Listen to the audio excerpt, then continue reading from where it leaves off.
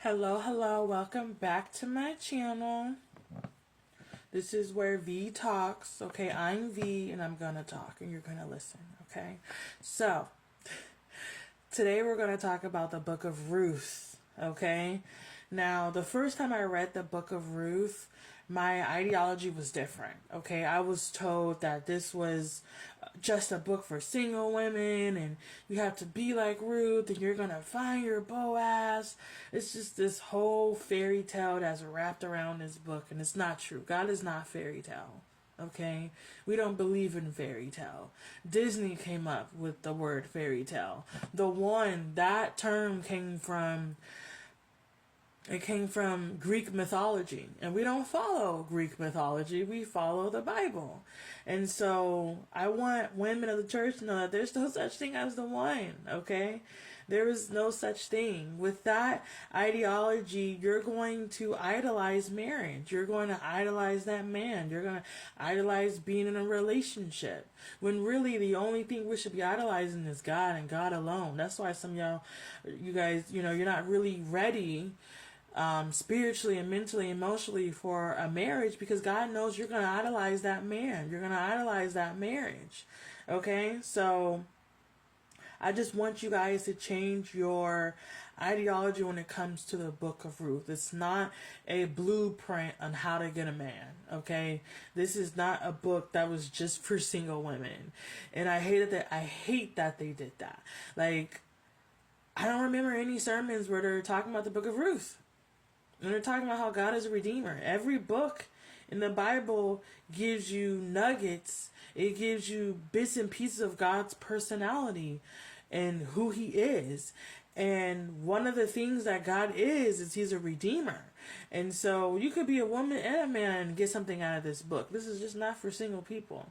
But I wanted to give some wisdom from this book for those who are wanting to be in a relationship and you do have the desire for a marriage. I wanted to give you some different wisdom.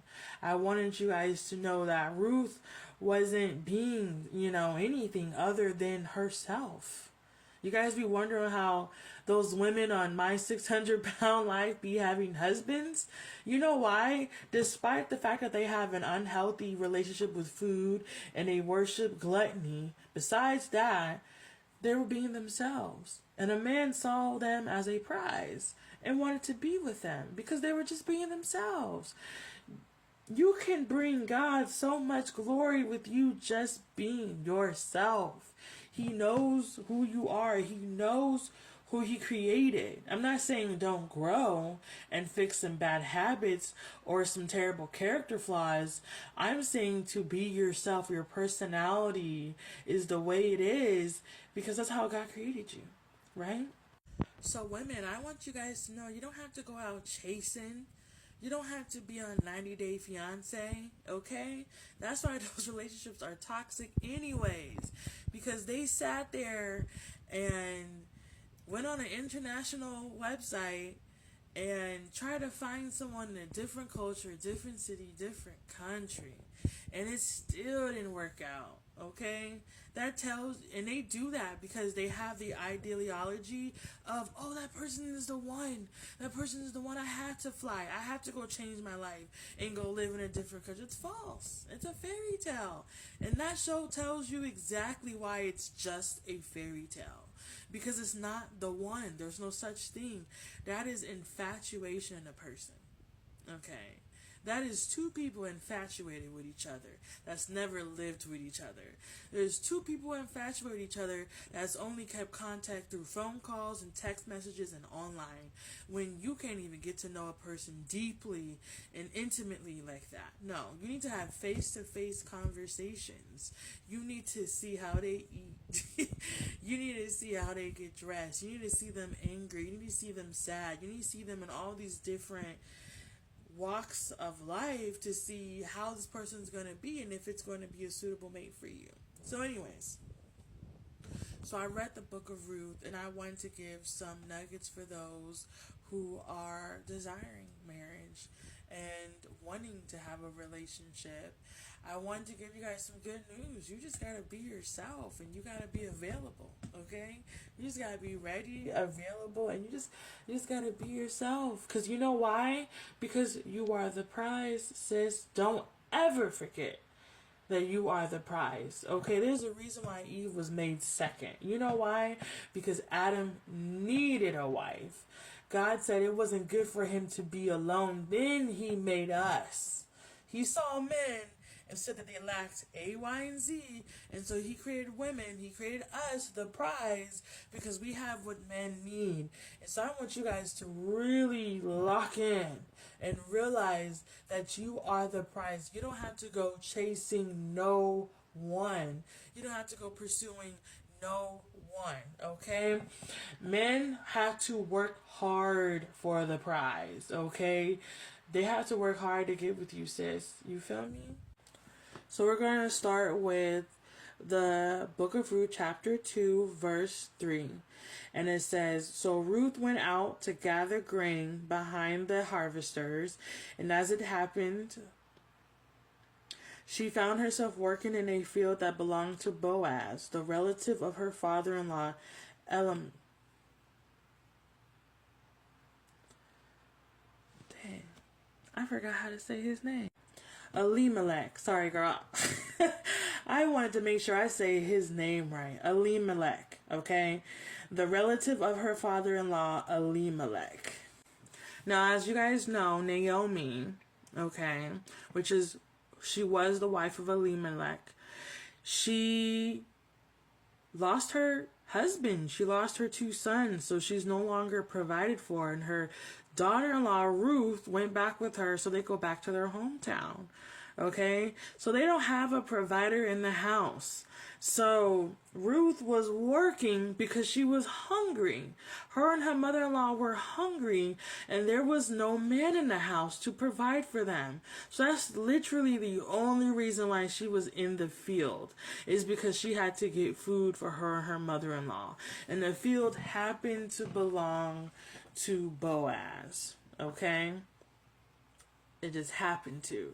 So you're suitable mates, because God gives us choices, okay? He doesn't force nothing on us. He gives us choices. So he'll give you choices. There's going to be a few men that you run into that could be a good suitable mate for you. It's up to you who you choose, because again, God gives us free will, okay? And so a part of free will is having suitable mates, right? So you might meet him at the grocery store, you might meet him at your job, at the gym, your favorite coffee shop, your favorite library. He's always going to be in your vicinity. You don't have to go searching, you don't have to go looking, you don't have to get on these websites, okay? He could be the UPS guy and you see him randomly on a Tuesday. He's always going to be in your vicinity, okay? So next I'm going to read same chapter, Ruth chapter 2, verse 5, and it reads, Then Boaz asked his foreman, Who is that young woman over there? Who does she belong to? Okay? He's going to want to know about you, sis. He's going to want to know about you. It says, who does she belong to? He wanted to know if she was available. Okay? He wanted to know, was she a wife? Who was she? He's going to want to pursue, he's going to want to know who you are. He's going to start the conversation first. He's going to hit you up first. He's going to want to get on a date first. He's going to initiate everything. Okay? I'm telling you, you're the prize. And so when you want a prize, you work hard for that prize. You do whatever it takes to get that prize. And so this is just the start of Boaz trying to know who Ruth is, because he's already eyeing her. Okay? And so next, we're going to be reading verse 8 through 9. And it reads, Boaz went over and said to Ruth, Listen, my daughter, stay right here with us when you gather grain. Don't go to any field. Stay right behind the young women working in the field. See which part of the field they are harvesting and then follow them. I have warned the young men not to treat you roughly, and when you are thirsty, help yourself to the water they have drawn from the well. So he's showing kindness. You guys need to look for a man, or the man who's pursuing you, he needs to have the character trait of kindness. Not just nice, because I feel like people don't know the difference between someone just being nice and someone being kind. Someone being kind is a character trait, okay? Anybody could be nice. A witch, a warlock could be nice. Your frenemy could be nice. Your enemy could be nice. Someone who hates you straight up could be nice because it's courtesy. That's something you could fake, okay? But kindness, you cannot fake kindness. It is a character trait. Someone being kind is someone having or showing a friendly, generous, and considerate nature. Okay? Being kind is step further than just being nice. Okay? You're being considerate of someone's feelings. You're being considerate and being generous and friendly. There's all these other traits that come with it, okay? Not just being nice. Some of you guys are confused and you're wondering why you didn't catch the red flag that he had a temper or that he was rude or he doesn't know how to treat people. It's because he was just being nice, sis, and you couldn't tell between someone being nice and someone being kind. So the man that's pursuing you, he needs to be kind. It will show in the way he treats people other than you, okay? How does he treat his family? How does he treat women he's not sexually attracted to? How does he treat kids? How does he treat animals, okay? He needs to be kind. Next, we're going to read verse 13. And it says, "I hope I continue to please you, sir." She replied, "You have comforted me by speaking so kindly to me, even though I am not one of your workers." And so this is showing that he's showing another good character trait, that he's comforting. Okay? After having a conversation with him, sis, how do you feel? Do you feel confused? Do you feel lost? Do you feel irritated? Do you feel unheard? Underappreciated? Okay, those are the red flags. Do you feel safe? Do you feel encouraged? Do you feel hope? Do you feel loved? Okay? Use your discernment. Women, we naturally have discernment. You know, the world, they renamed it and they called it women tuition. And they renamed it because if you say discernment, then it points back to the Bible. Okay? So women, we naturally have discernment. So in your spirit, when the Holy Spirit is showing you signs, okay, are they red flags or are they green signs? How do you feel, sis? Do you feel safe or do you feel safe? Do you get what I'm saying? He could be buff, he could have a gun, he could know how to fight, whatever. That's fine. But do you feel safe spiritually? Do you feel safe emotionally? Verbally? Mentally? Okay? A man can abuse you in so many ways. Not just physically. He can verbally abuse you. He can emotionally abuse you. Okay? Can you talk about your feelings? Or does he raise his voice and talk to you disrespectfully? You know? These are signs. Okay? Do you feel safe around him, sis? This is another character trait that he needs to have. And this is how you know they started to develop a relationship, you know, because a barley harvest, it takes about 4 months, okay? And so the last verse I shared with you, he's already seeing her. He's already eyeing her. He's already asked about her. So he knows about her past. He knows that she's a widow. And he's still being generous. He's still being kind. He's still talking to her like she has value. So how do you feel, sis, when you're done talking to him? Do you feel uplifted? Do you feel spirited? Do you feel loved, encouraged? It matters how you feel after talking to him, sis.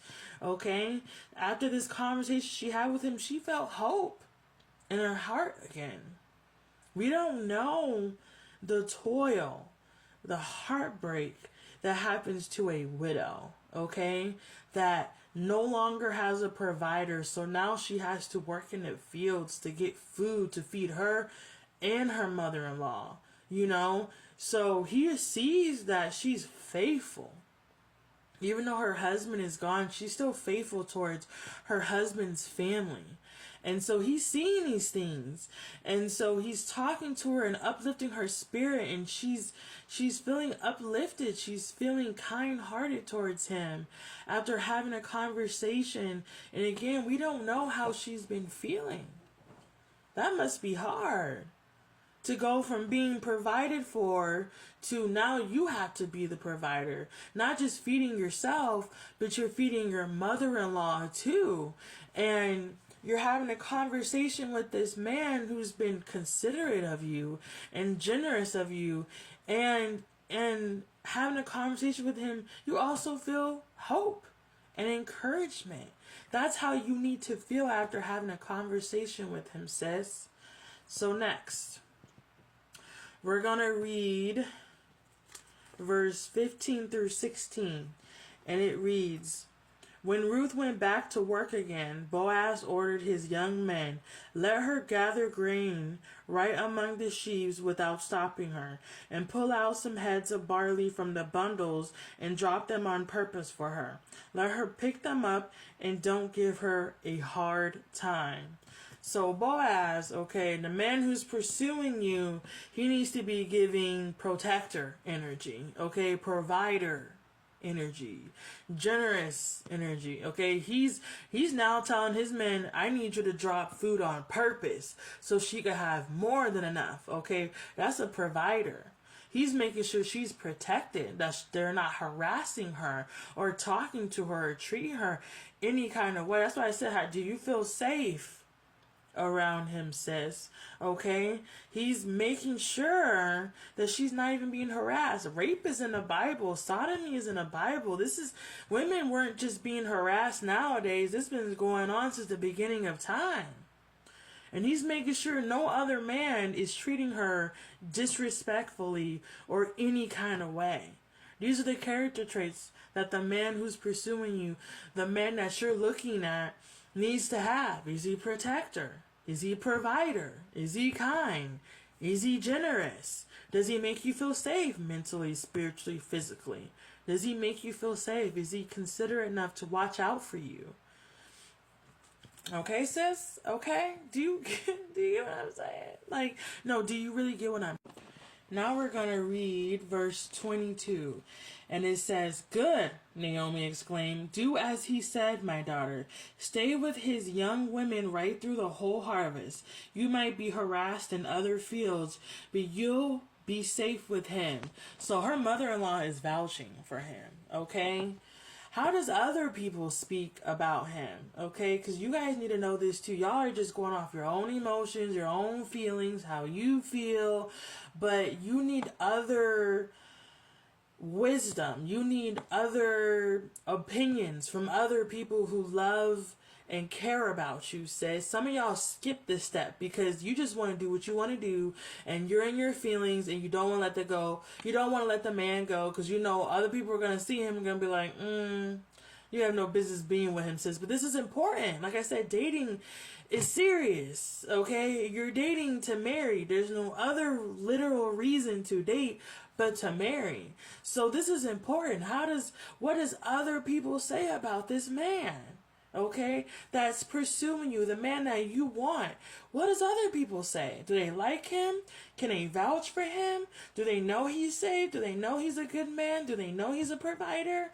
Naomi is Ruth's mother-in-law, and even she's saying good, okay, because you'll be safe around him. He's making sure you're safe, Ruth. She knows. She knows that there's harassers out there. She knows that there's men who take advantage. She knows. But she also knows that Boaz is a good man and that he's going to keep her safe. So it's important, sis. What does other people say about him? I'm not saying go to haters. I'm talking about go to women or go to men that knows what a man's supposed to look like. Some of y'all don't got no man friends. It sucks, okay? It's good to have men friends because they'll tell you what a man is, okay? Ask your brothers. Ask your father figure, okay? Is this a man or am I playing? What does other people say about that man that you want to continue to have a relationship with? This is important, sis. Seek outside sources for help, for wisdom. Seek a counsel, okay? Other people that can see outside of your tunnel vision to vouch for this man. That's important, okay? So next, we're going to read chapter 3, verse 3. And it says, "Now do as I tell you. Take a bath and put on perfume and dress in your nicest clothes. Then go to the threshing floor, but don't let Boaz see you until he has finished eating and drinking." Now this part is important. God was telling me to ask you guys, because this is a very important question to ask yourself before you even start dating. Are you available, sis? Physically, mentally, spiritually, emotionally, are you even ready for a relationship? If not, that's okay. But this is a question that a lot of women are not asking themselves. Just because you have a desire, it doesn't mean you have the spiritual wisdom or the weight to carry that weight of having a relationship. You might need time to process, and that's okay. But are you ready? Are you available? Are you still hurt from the past? Are you still carrying and lifting and dragging baggage from your ex relationships? Do you have PTSD? Do you still hate all men? Do you think all men cheat? If you have all these different negative you're not ready, sis. You are not ready. Some of y'all still have this negative thoughts, these negative connotations about men, that you hate all men and you think all men that tells me you're just not ready. That tells me you're still hurt by the men that you have had an encounter with, that you had sexual relations with. Are you ready, sis? Because a man will know if you're ready, okay? Are you secure in yourself? Do you love yourself? Are you able to withhold sex? Are you able to say no? Can you handle boundaries? Can you set up boundaries? This is important because if you can't even say no, if you can't even withhold sex, you're going to have a problem having a successful dating life. You cannot be successful and you can't even say no. You can't be successful if you are still a people pleaser. Men pray, okay? They will prey on looking for an immature, insecure woman. Some men want that. Okay, because they want to still act the way they want to act. They really don't want to step up. They really don't want to change their character. They really don't want to be a better man, a better person, because we always have room for growth. But some men don't want to grow. They still want to do what they want to do. They still want to act the way they want to act. And so they'll purposely look for an insecure woman so they can do whatever they want to do and still have their way in your life. That's not what you need. That's why I said, are you ready? Are you secure in yourself? Because men can tell. They can tell if you're insecure. They can tell if you don't love yourself. They can tell if you hold yourself to a certain standard or not. Okay? I'm telling you, they can tell. You need to know. Are you ready? This is important. Some of you guys need to sit with yourself. Some of you guys need to sit with the Holy Spirit and take a deep dive within your spirit, within your soul. Are you really ready for a relationship? Or are you still hurt? Are you still broken? Are you still making decisions based off of how the last man treats you? Okay, this is important. Are you available? Can you know what I'm saying? Because if you're not ready, you will ruin a good man. Just like if he's not ready, he could ruin you. And it's okay if you're not ready, because then you get to go through the process. God gets to heal you. You get to have alone time with the Lord and just worry about you and your relationship with God, okay? It's okay to not be ready, because then you could go through that process. You can discover new things about yourself. You can begin to love yourself and hold yourself accountable and hold yourself to a certain standard. And you're not settling for these men who settled for you because you're insecure and you don't love yourself and they can have their way with you. This is important. Some of you guys are still struggling with lust. You're still struggling with seduction. You're still struggling with the spirit of Jezebel. Okay? You're still struggling in your spirit, and you have no reason to be looking for a relationship. Okay? You need to check. Are you even available for this? Okay? And it's okay if you're not. It is perfectly okay. You just need to go through the process of healing and loving and finding who you are in Christ. These are things that are really important, because if you don't go through all this healing and process, you will settle for less. You will not be able to live the life, the best life that God has for you, sis. Okay, lastly, out of chapter 3, I'm going to read verse 11 through 13. And it reads, "Now don't worry about a thing, my daughter. I will do what is necessary, for everyone in town knows you are a virtuous woman. But while it's true that I am one of your family redeemers, there is another man who is more closely related to you than I am. Stay here tonight, and in the morning I will talk to him. If he is willing to redeem you, very well, let him marry you. But if he is not willing, then as surely as the Lord lives, I will redeem you myself. Now lie down here until morning." Okay. That is a man who knows Ruth's worth. So that man, okay, that you have your eye on, sis, does he know your worth?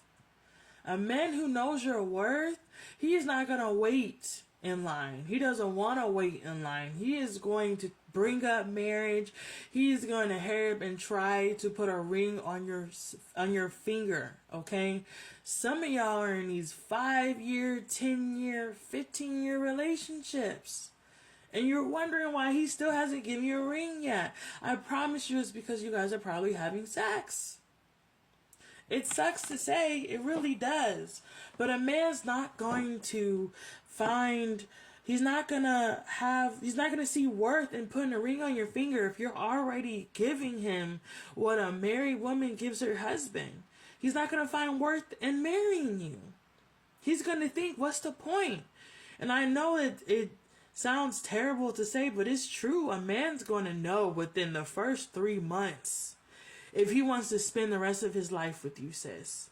That's why I said, are you woman enough? Are you mature enough to withhold sex?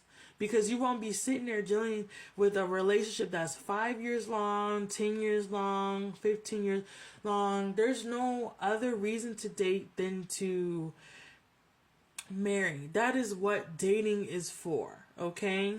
That is what dating is for. Dating is for marriage. It does not take a man a long time to know if he wants to marry you or not. Okay? Some of you guys are in these very long relationships because you're just having sex. Period. And he doesn't see value in putting a ring on your finger. And when he does give you a ring, it's usually after 10, 15 years. And usually the reason why it took him that long to give you a ring is because he's settling for you. And I know that sounds terrible, but men settle too. Not just women. Men settle too. He'll settle for a woman if you know he can have his way. He'll settle for you if he knows that you're convenient. He'll settle for you if he knows he doesn't have to grow. He doesn't have to change who he is. Because he knows if he wants to be with somebody else, he's going to have to start over. He's probably going to have to up his game. Probably have to chase. And he doesn't want to do that. So a lot of men, they wait 10, 15 years, especially if you guys are having sex. They'll wait 10, 15 years to put a ring on your finger because they're settling for you. Why would you want to wait for a ring knowing that he's settling for you? And if he's settling for you, that means you're settling for him. Is that what you want, sis? Like, for real. That's why I said it's smart. It's wise to withhold sex. Okay? Sex is not that important. It is not that serious for you to be having before marriage. All it does is cloud your wisdom. That's all it does, is cloud your vision. It's not worth it. It's not worth it. Some of y'all, it's 30 seconds long. Is those 30 seconds long worth you being in a 5, 10, 15-year relationship where he doesn't see no value in you, no worth in you, and then he ends up settling for you after 10 years because he was already getting from you what a married man gets? I need y'all to think. I need y'all to lock in. Okay? Does he see value in you? The man is going to see value in you, and I promise you it's not going to take long. Men fall in love first before women do. It's not going to take long.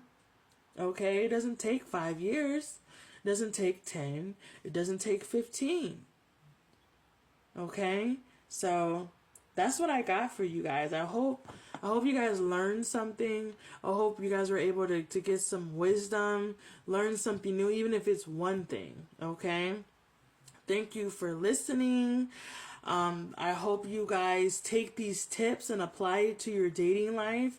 If you do, you'll have a successful dating life, okay?